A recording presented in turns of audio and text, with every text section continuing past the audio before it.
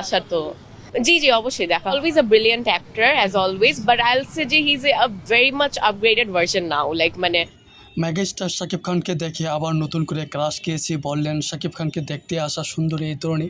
Megastar Shakib Khan বনান একটি showroom উদ্বোধন করতে গিয়েছিলেন সোলজারের লুক নিয়ে। সেখানে সাথে ছিল জনপ্রিয় কন্টেন্ট ক্রিয়েটর রাফসান দা ছোটো ভাই। শাকিব খানকে দেখার জন্য হাজার ওনার মুভিজ গুলোর জন্য উনি আরো বেশি পপুলার হয়েছে এই আর কি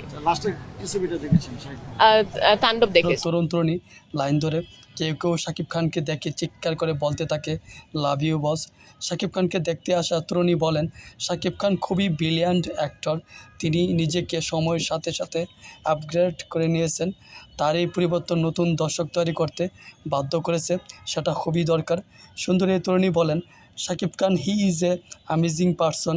বেসিক্যালি শাকিব খানকে দেখার জন্যই অনেকক্ষণ ধরে ওয়েট করতেছিলাম। শাকিব খানের সোলজারের শুটিং চলাকালীন নতুন কোনো ইন্টারভিউ দেননি, কোনো নতুন করে ক্যামেরার সামনে আসেননি।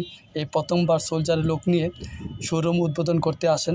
শাকিব খানের 15 মিনিট শোরুম উদ্বোধনের সময় দিয়ে পারিশ্রমিক নিয়েছেন 35 লক্ষ টাকা, যা বর্তমানে জনপ্রিয় 3-4 জন নায়কের প্রতি ছবি পারিশ্রমিকের সমান।